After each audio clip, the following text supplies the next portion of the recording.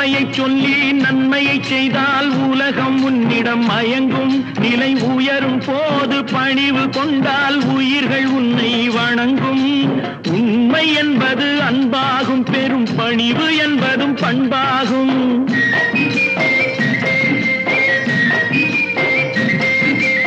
உண்மை என்பது அன்பாகும், பெரும் பணிவு என்பது பண்பாகும். இந்த 4 கட்டளை அறிந்த மனதில் எல்லா நன்மையும் உண்டாகும், எல்லா நன்மையும் உண்டாகும். 6 மனமே 6, அந்த ஆண்டவன் கட்டளை 6. 6 மனமே 6, அந்த ஆண்டவன் கட்டளை 6.